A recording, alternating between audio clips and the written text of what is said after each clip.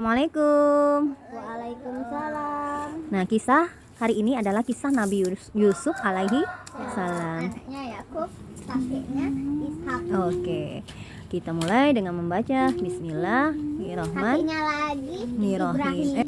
Pada suatu malam dalam tidurnya, Yusuf melihat pemandangan yang tidak biasa. Ia bermimpi berjalan seorang diri. Di angkasa, dua bulatan bercahaya Apa terang. artinya 11 bintang? Nggak tahu, 11 bintang tuh saudaranya. Itu Ditambah kerlip bintang, seolah bersujud. Tiba-tiba bulatan purnama keperakan ikut melorot dari langit, lalu menggantung tepat di depan wajahnya. Lagi-lagi bulan cantik itu seakan bersujud. naik turun gimana? Kayak gini, nunduk kayak gini. Naik turun ya. Ia hanya mimpi batinnya. Hanya mimpi batinnya.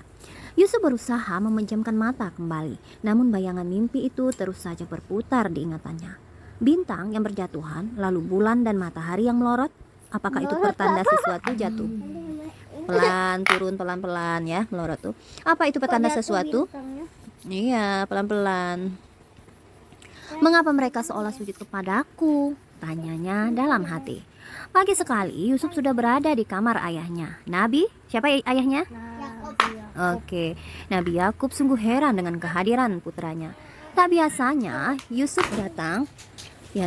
datang pagi-pagi. Matanya terlihat sembab karena kentara sekali putranya kurang tidur. Ada apa putraku? Ujar Nabi Yakub lembut. Tadi malam aku bermimpi aneh sekali ayah, cerita Yusuf. Nabi Yakub kini menatap anaknya lekat.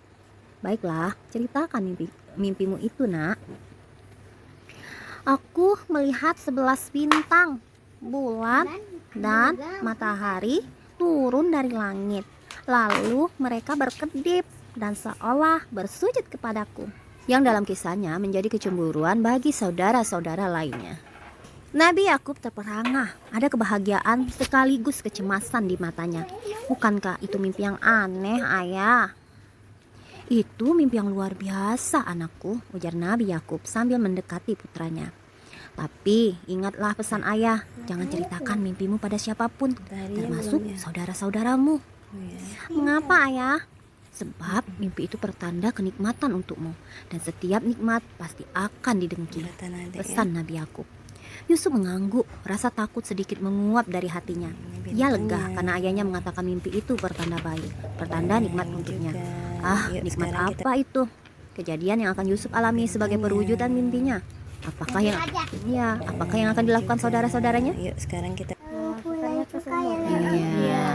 nanti. Iya, betul.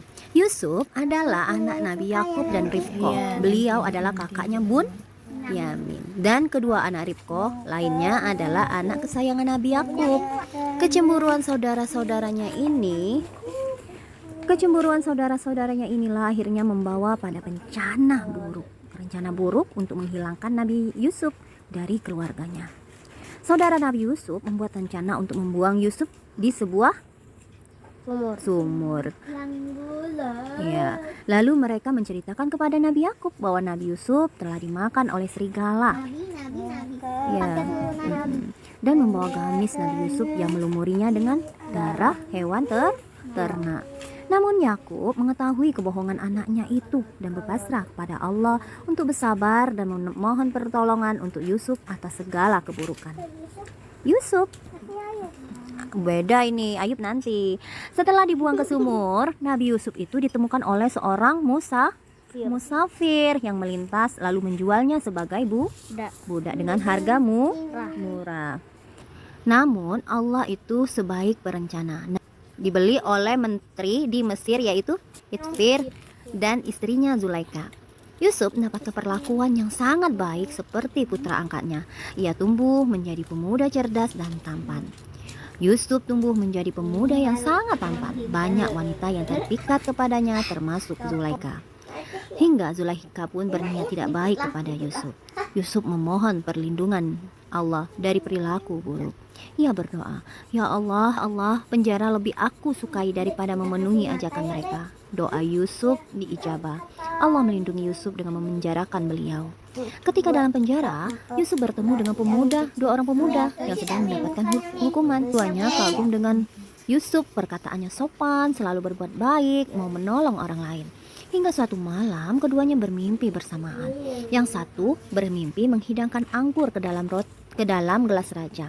Dan yang satu lagi bermimpi bawa roti di atas kepala dan ada seekor burung memakannya. Oh iya, jadi dia membawa sekeranjang roti di atas kepala dan serombongan memakan roti tersebut. Mas tahu apa artinya? Nah. Itu artinya dia tuh bakal mati dari kepala. Mm-mm. Dia tuh nanti tuh dan bangkainya akan dimakan burung dari kepala.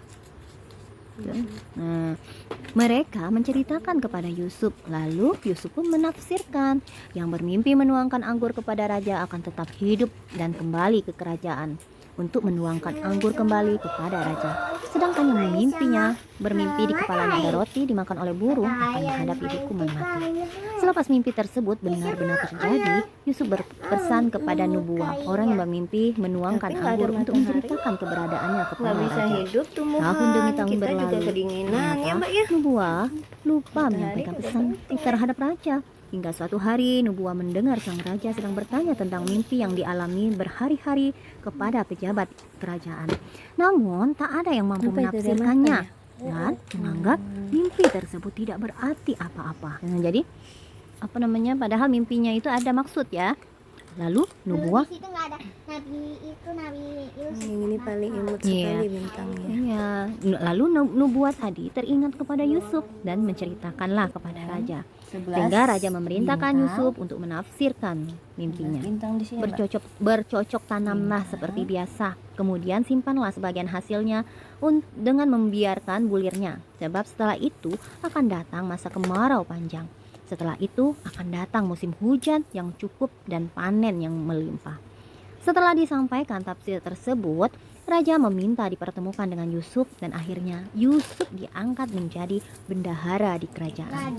Iya. Bintang. Hingga tibalah masa kejadian dari tafsir mimpi tadi. Ya, Berkat tafsir mimpi yang Allah tunjukkan kepada Yusuf, negeri Mesir berhasil melewati masa sulit tersebut. Iyalah, Allah semua yang hebat itu nah. Kalau nggak ada Allah ngasih tahu ke Yusuf, nggak akan bisa dia menafsirkan.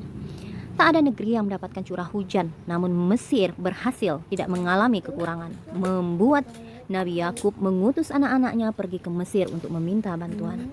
Setibanya di sana, alangkah kagetnya melihat saudara-saudaranya datang, namun mereka belum mengenal Yusuf.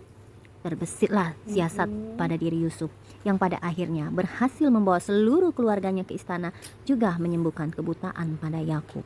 Karena terlalu banyak menangis dan bersedih karena kehilangan Yusuf.